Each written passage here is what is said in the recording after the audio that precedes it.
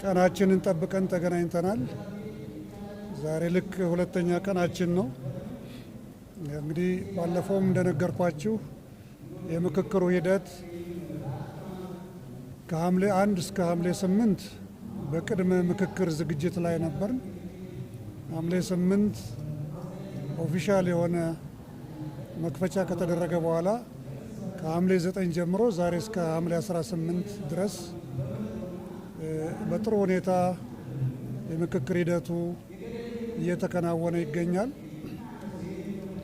መጀመሪያዎቹ ላይ 8 ቦታ ተከፋፍለው 5 ሆነው ስለ ምክክሩ ሂደት ቀደም ብዬ እንደጠቀስኩት ስለ ስነ ዘዴዎቹ በሚገባ በማጠናከር ከዚያም በላይ ኮድ ኦፍ ኮንዳክቱን የስብሰባ ስነ ስርዓቱን የመሳሰሉትን በደንብ ካብላሉ በኋላ በቀጣዮቹ ቀናት 50 ላይ ተከፋፈሉ። 50 ማለት 16 ቦታ ላይ 50 ሆነው ተከፋፈሉና እንደገና 50ዎቹ ደግሞ በየክፍላቸው 5 ቦታ በመከፋፈል 10 ሆነው በሚገባ በመተዋወቅ በየተሰጧቸው የራሳቸው አጀንዳ ላይ ይሄ የመተዋወቅ ሂደትን አደረጉ። ይሄ ፈረንጆች ብሬንስቶርሚንግ የሚሉት ነው። በዛ ርዕስ ላይ ያንን በሚገባ እያካሄዱ እርስ በርሳቸውም ቀስ በቀስ እየተግባቡ በሚያጨቃጭቀው ላይ መጨቃጨቅም እየጀመሩ እጅግ አስፈላጊ ነው። በዳያሎግ ሂደት ላይ ጭቅጭቅ፣ አለመግባባት በጣም የሚጠበቅ ነው። የዳያሎግ ሂደት 3 ትልልቅ ሂደቶች አሉት። አንዱ የመጨቃጨቅና ያለመግባባት ፌዝ የምንለው ነው። ይሄ ዳይቨርጀንት ፌዝ የምንለው ነው። ምክንያቱም አዲስ ናቸው።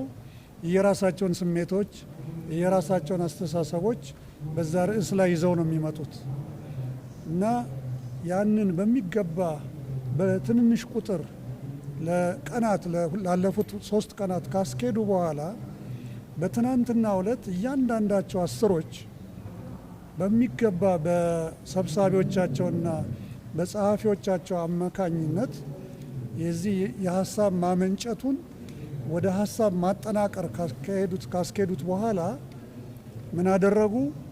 የተጠናቀሩትን ሀሳቦች በሚገባ አሰባስበው ዛሬ ከዛሬ ጠዋት ጀምረው ለ50ዎቹ በማቅረብ ላይ ይገኛሉ። ከጀርባ እየሰማችሁ ነው። ለምሳ ያልወጡም ቡድኖች አሉ። ምን ማለት ነው ይሄ? 10ዎቹ ላለፉት 3 ቀናት በ10 የተወያዩባቸውን በደንብ አጥርተው ለ50ው ቡድናቸው ያቀርባሉ። እንደገና እነኚህ 50ዎቹ ማለትም 16ቶቹ ቡድኖች 80ዎቹ ቡድኖች በሚገባ ሀሳቦቻቸውን በየተራ ካጠናቀሩ በኋላ ለሚቀጥለው ሰኞ ጀምሮ ለሚደረገው የ250ዎቹ ቡድኖች ለ16ቱ ያቀርባሉ ማለት ነው። ስለዚህ 16 ቦታ ላይ ተከፋፍለው 250ዎቹ ሀሳቦቹን እጅግ በሰፋ ሁኔታ ካብላሉ በኋላ በመጨረሻው ለ500 ቡድን ያቀርባሉ ማለት ነው። ይሄ ሂደት እንግዲህ ወደፊት ለቀጣዮቹ ሳምንታት የምናስኬዳቸው ናቸው። ስለዚህ እንግዲህ እስካሁን ድረስ ሂደቱ በጣም ጥሩ ነው። 100% ባይሆን የሚያጋጥሙ ሂደቶች፣ ስሜቶች ይኖራሉ። ቅድም ነግሬያቸዋለሁ። ይሄ ዳይቨርጀንት ፌዝ ላይ ወይም መከፋፈያ መበታተኛ ፌዝ ላይ ነበሩ። አሁን እነኚህ ሀሳቦች ቀስ እያሉ እየተቀራረቡ ሲሄዱ ወደ ሁለተኛው ፌዝ ወይም ኮንቨርጀንት ፌዝ ላይ ይገባሉ ማለት ነው። ስለዚህ አሁን በፈረንጅኛው ዳይቨርጀንት ወይም ግሮን ዞን ከሚለው ቀስ በቀስ እየወጡ ሄዱና ወደ መሰባሰቡ ወደፊት ይሄዳሉ። የዳያሎግ ሂደት ይህንን ይመስላል። መጨረሻ ላይ ነው እንግዲህ 3ኛው ፌዝ ላይ ሲደረስ ወደ ኮንሰንሰስ ወይም ወደ መግባባት የሚደረሰው። እንግዲህ እስካሁን ድረስ ሂደቶቹ የሚያሳዩት ጥሩ መሆኑን ነው። የሎጂስቲክስ፣ የአልጋ፣ የትራንስፖርት፣ የጤና እንግዲህ 4000 ሰው ይዛችሁ አስቡት። አልፎ አልፎ ያጋጥማሉ።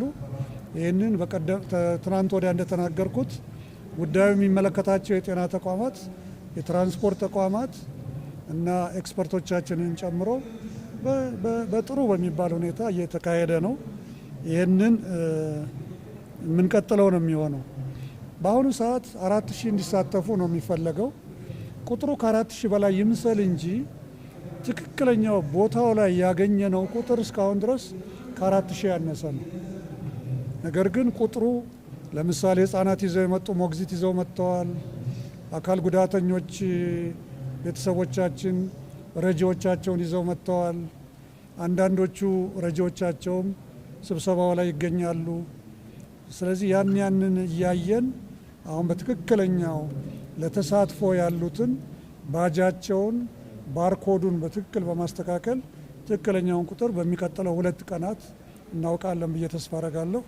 ያን ጊዜ ትክክለኛውን ቁጥር መናገር እችላለሁ። ግን ዞሮ ዞሮ በስነ ዘዴያችን መሰረት ተሳታፊዎች 4000 ናቸው።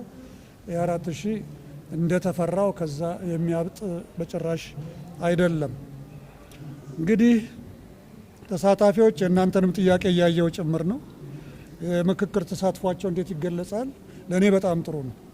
አንደኛ በጣም ይከባበራሉ፣ በጣም ይደማመጣሉ። በዚህ ሂደት ውስጥ አመካካሪዎች የምንላቸው ፋሲሊቴተሮች ትልቅ ቦታ አላቸው። እግረ መንገዱን ደግሞ የእውቀት ግብአት የሚሰጧቸው ፓነል ኦፍ ኤክስፐርትስ አሉ። ትናንትና እንዳስተዋላችሁት ያደረግነው ከትናንት ወዲያ ይህንኑ ነው።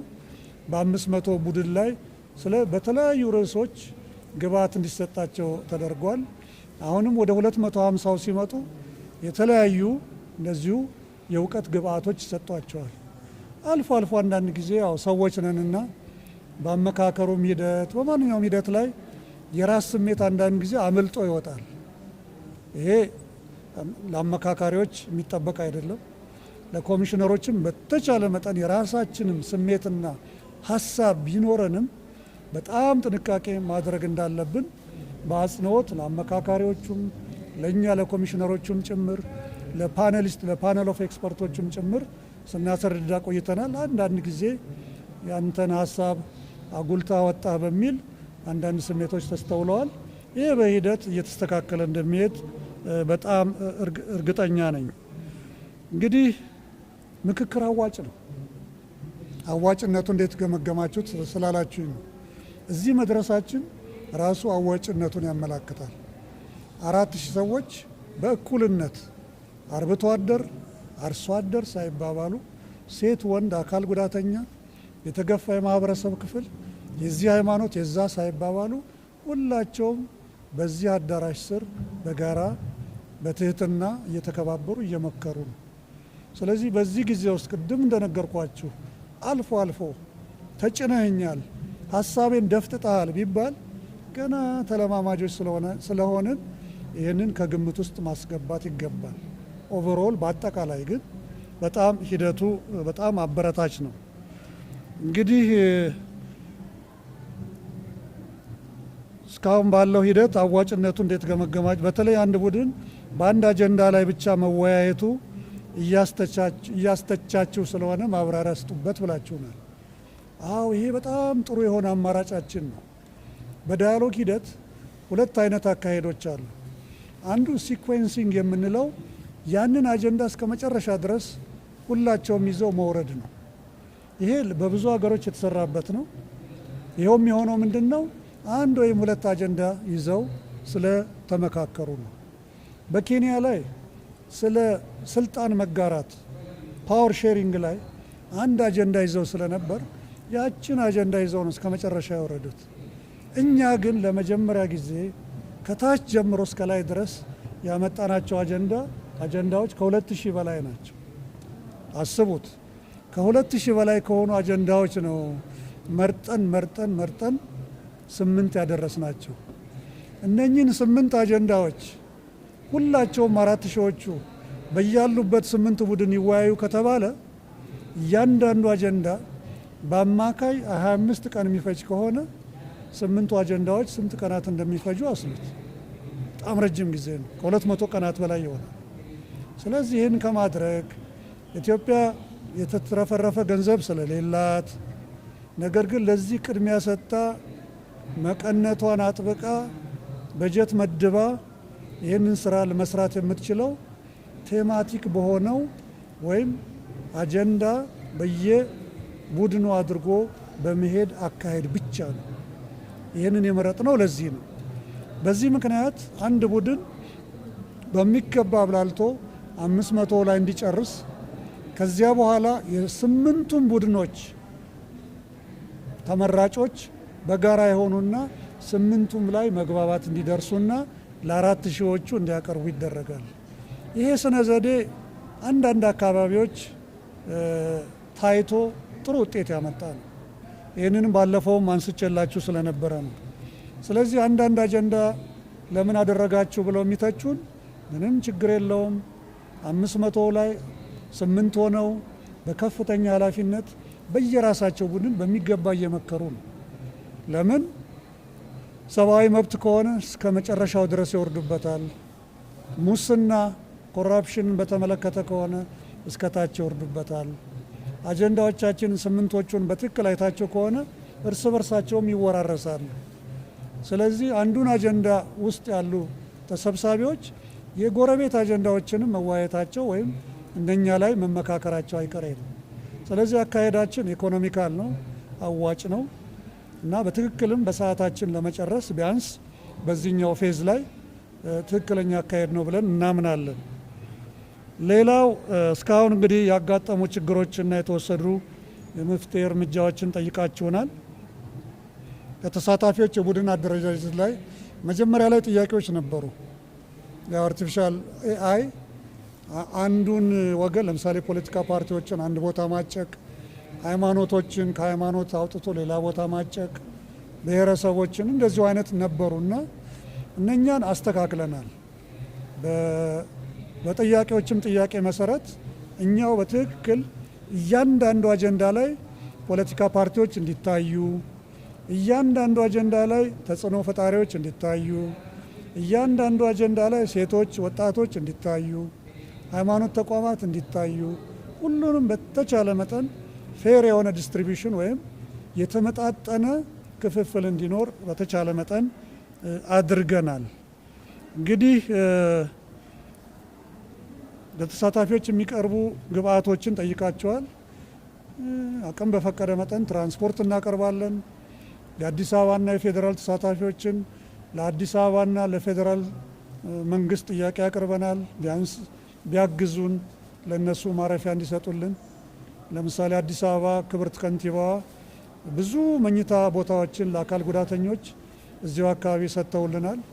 ስለዚህ የአዲስ አበባ ተሳታፊዎች በተቻለ መጠን ክረምት ነውና በተለይ ከሩቅ የሚመጡት ላይ እገዛ እንዲያደርጉልን ጠይቀን እያገዙን ነው። የፌዴራል መንግስትም እንደዚሁ የፌዴራል ተሳታፊዎችን እንደዛ እንዲያግዘን ጠይቀናል። እንግዲህ በተቻለ መጠን እነኚህ ይሟላሉ ብለን ተስፋ እናደርጋለን። አካል ጉዳተኞች ላይ እንዳያችሁት በጣም ትልቅ ትኩረት አድርገናል። ትናንትና የሴቶች የማህበራዊና የሴቶች ጉዳይ ሚኒስትሯ እዚህ ተገኝተው ክራች እና የድጋፍ ለአይነ ስውራን የሚሆን ለሌሎች አካል ጉዳተኞች የሚያስፈልገውን ቁሳቁስ አቅርበዋል። በተቻለ መጠን አካል ጉዳተኞቻችን እዚህ ባሉበት ሰዓት ሁሉ አቅም በፈቀደ መጠን የሚያስፈልገውን እርዳታ እንደሚያደርጉልን ቃል ገብተውልናል።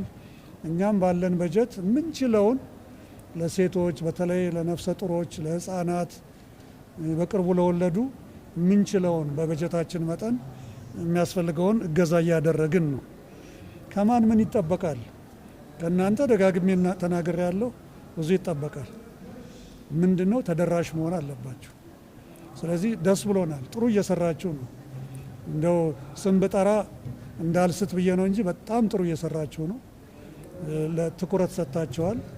በተለያዩ ቋንቋዎች ባይገቡኝም ብዙዎቹ ተደራሽ እየሆናችሁ ነው። ማህበራዊ ሚዲያዎች በጣም አመሰግናለሁ። ኮሚኒቲ ሚዲያዎችንም እንደዚሁ አመሰግናለሁ። ሜንስትሪም ሚዲያዎች በጣም ጥሩ ናችሁ። ፕሪንት ሚዲያዎችም እንደዚሁ ጥሩ እየሄዳችሁ ነው እና ይሄ በጣም ከዚህ በላይ ተጠናክሮ መቀጠል አለበት። እስካሁን እንደ ልብ አልፈቀድንላችሁም ወደ የጓዳ እንድትገቡ። ለምን? ዳይቨርጀንት ፌዝ ላይ ነው ያለ ነው። አሁን የምንጨቃጨቅበት የምንጣላበት ስሜታችን የምንገልጽበት ሰዓት ላይ ነን ሁላችንም በነፃና ተሳታፊዎችን ማለት ነው። እዛ ላይ የግድ አስፈላጊ አይደለም። በኋላ ላይ ግን ወደ መግባባት የምንደርስበት ጊዜ ግን በተቻለ መጠን እንድትዘግቡ ለማድረግ እንሞክራለን። በተለይ ኢትዮጵያ ዜና አገልግሎትና ፕሬስ ድርጅት ይህንን ስራ በሚገባ ዶኩሜንቴሽኑን እየሰሩ ለእናንተም ወደፊት የኛው የራሳችን ሚዲያና ኮሚኒኬሽን የሚያስፈልጋችሁን መረጃ እንዲሰጣችሁ እናደርጋለን። እንደሚመስለኝ ጌራ እያካፈላችሁ ይመስለኛል።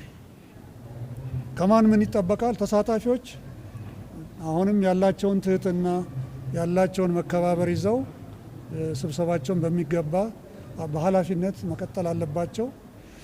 ምቾት እዚህ ቆይታችን አልጋ ባልጋ አይጠብቁ። አሁን ክረምት ነው። አርሶ አደሮች እርሻቸውን ትተው ነው እዚህ የመጡት። አርብቶ አደሮቻችንም ቢሆን ከቤተሰባቸው በጣም ርቀው ነው ያሉት። ስለዚህ በተቻለ መጠን የአዲስ አበባና የፌዴራል እዚህ ያሉ ተሳታፊዎች እነኝን ወንድም እህቶቻችንን በሚያጋጥማቸው ችግር ሁሉ እንዲተባበሩልን በዚህ አጋጣሚ በትህትና ጠይቃለሁ። መገናኛ ብዙሃን ያው ተናግሬ ያለው ተባባሪ አካላት ብዙ ናቸው። እንደምታዩት የሰላምና ደህንነቱ ሌት ተቀን ነው የሚሰራው። ምክንያቱም ይህ ሀገራዊ ፕሮግራም ነው። ደጋግሜ እንዳልኩት እዚህ ሀገራዊ ምክክር ኮሚሽን የሚሰራው አሁንም ለአንድ ተቋም በጭራሽ አይደለም የሚሰራው፣ ለኢትዮጵያ ነው። ጆሮ ያለው ይሰማል፣ አእምሮ ያለው ይህንን ያገናዝባል። ሂደታችንን ለ4 ዓመት ያወቀንና የተገነዘበን ሁሉ ማን እንደሆን ምን እየሰራን እዚህ እንደቆየን ምንም ይህንን የምናስተባብለውም ነገር የለም። ስራችን ወደፊት የሚታይ ነው የሚሆነው። ከተባባሪ አካላት እንዳልኩት ብዙ ናቸው። ተባባሪ ወጣቶች አሉ እዚህ፣ ያው ምግብ ተቋማት አሉ እዚህ። እንግዲህ ምግቡ አንድ ቦታ ጣፈጠኝ፣ አንድ ቦታ መረረኝ የሚባሉ ነገሮች ይኖራሉ። ግን እንደምታዩት እንግዲህ ቤታችን ስንገባ የቀረበልን ቤተሰቦቻችን ያቀረቡልን ነው የምንበላው። አንዳንድ ጊዜ ጨው ይበዛዋል፣ አንዳንድ ጊዜ ጨው ያንሰዋል፣ አንዳንድ ጊዜ ይጣፍጣል፣ አንዳንድ ጊዜ አይጣፍጥም። አሁን ደግሞ ከቤታችን ርቀን ነው አመላችን እዛ ትተን ነው እና የመጣ ነው። እዛ ላይ አንዳንድ ስሜቶች ሊኖሩ ይችላሉ። ግን ኢትዮጵያ ነች፣ የምትችለውን ያቀረበችው። ስለዚህ ያንን በትዕግስት የቀረበውን እንደው በትህትና እንድንቀበል ነው የምነግረው። መላው ኢትዮጵያውያን ብዙ ይጠበቃል። መላው ኢትዮጵያውያን ሰላም ይፈልጋሉ።